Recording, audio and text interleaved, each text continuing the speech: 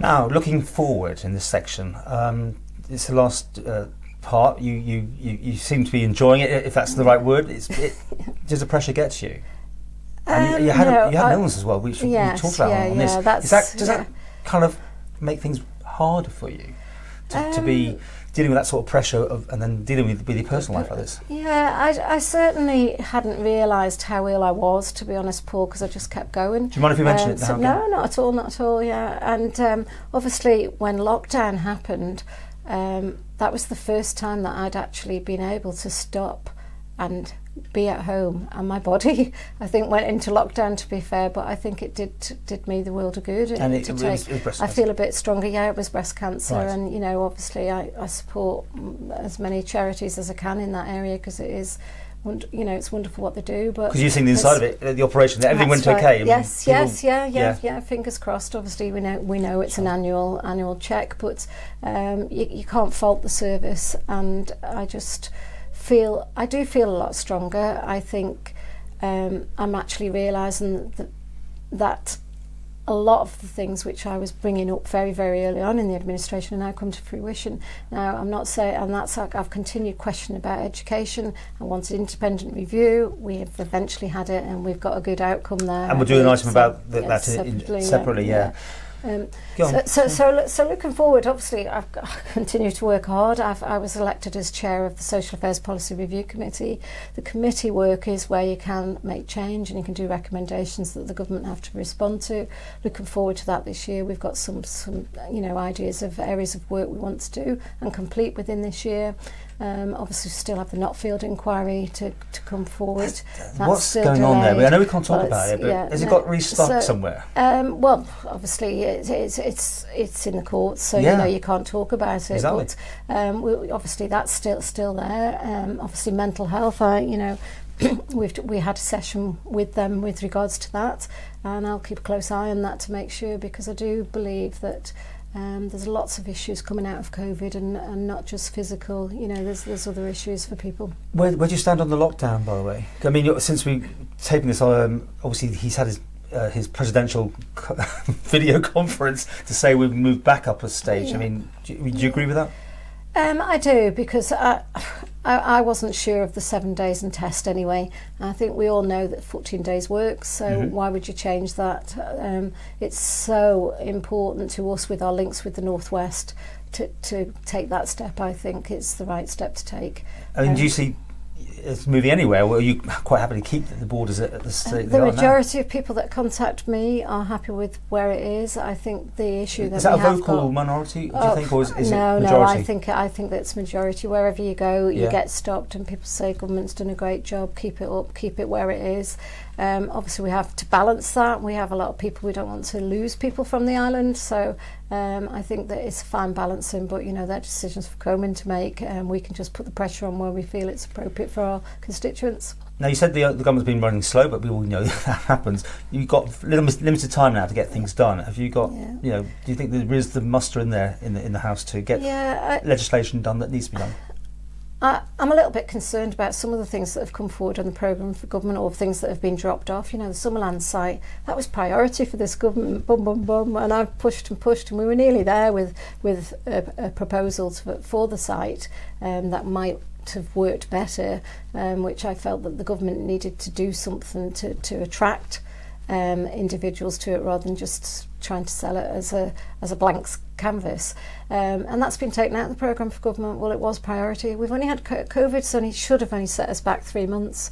So there is areas within the programme for government I've got concerns about, that I don't think it's some legislation I think that should have been on there isn't on there, and COVID was only I suppose you could say 6 months from a legislative point of view. And obviously a lot of your constituents use Douglas Promenade. Your thoughts? You must get quite a lot of mail on that, don't you? When you had all that business with the traffic was backed up to Onchan, was it? I never saw it. Yeah. It was way back into the village. It was a nightmare at the time, but my bigger concern was using the Governor's Hill dip, which had been closed off for years.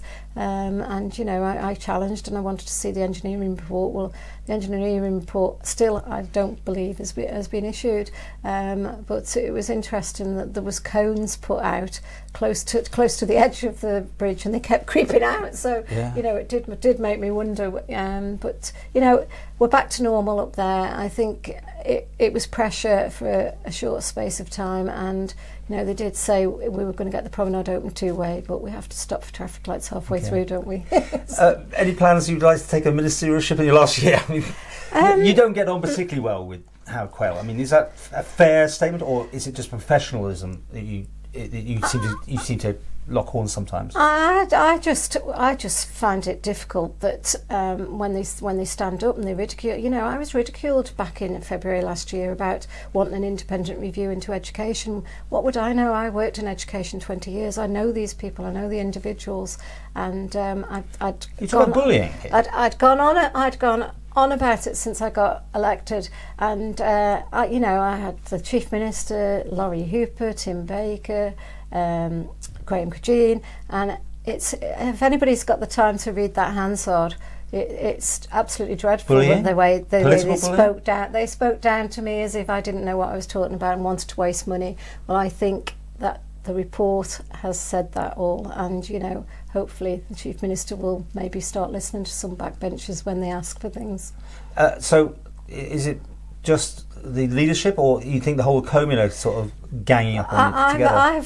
I've said for a long time in my manifesto, I said that I felt we should go back to a board structure. I don't feel the ministerial system of government is working right. I think it's costing us in the island, and I think I like to see lay people with the that are in professions. Wouldn't it be great to have another highways board with professionals on it that know about roads? We seem to have had disaster after disaster on the promenade, and I'm not sure I'm happy with the results I'm seeing out there. I said from day one all we should have been doing was tarmacking it rather than 24 plus million. Yeah. So. You're going to stand again? Yes, yeah. And one thing I would like to mention, Paul, obviously I'm still chair of the whistleblowing committee, and I think that's going to be a really important report that we're going to bring forward. And when's that coming? Hopefully November, December. You bring a report. Bring up speed on this. Yeah. Well, it was a select committee that I did a motion for. Right. It's been ongoing for a number of years, and it's been a very important piece of work that I think is long overdue for the government. So that will be coming forward. So I will be working on that. And yes, I will stand again. I feel that it's important that you gain traction in some areas, and I'd like to continue some of the areas. Got good insight into the operations of Parliament now, and I think there's some major areas that should change. And you'd be an independent straight away, you wouldn't be joining parties or anything like that? No. I believe there's a group of people in there that we all want the same aims and goals, and I think we will achieve them that way. Not necessarily if those people went off into separate parties, you're not going to. You don't believe in party politics then now? I was just a loose binding of people, is it? Yeah. Well, certainly the party I was in, it was very loose, and it certainly didn't give the opportunity. You're advised that you can do some things yourself, and that. How long did you say live van in the end? Was it? I can't remember now. Was it wasn't long. Was it too long? Okay. No, it's too long. As we're running out of time, how do you think you did last year out of 10? I think, bearing in mind that I delivered on the post office, I've delivered on the post office strategy, which there was big challenge for, but we're seeing the savings now. I'd like to give myself a 7. I would hope the public feel that, but I continue to strive to ask the questions, challenge government, and make sure we get the best policy for the people of particularly of Onchan and the island. We're national politicians. I work really closely with Onchan commissioners, and I go to most of their fortnightly meetings, and I think you've got to keep in touch. I live in the community, and you keep in touch with your people. That's where you find out what's really going on. And the Quayle administration? Well, I think last year I did have a quick peep, and I give them a 3. Did you really I give them a 3 last year. I don't think there's been enough backbone to deliver tough decisions. I generally don't believe that. Apart from COVID, yes, that's been good. So only because of COVID, I'd probably put them up to a 5 maybe, but it's purely COVID. And I think we need more backbone, more tough decisions, more financial decisions, and you know, work permits I will keep challenging. I'm the only one that's challenging on that, but we do need to do a review of the work permit system urgently.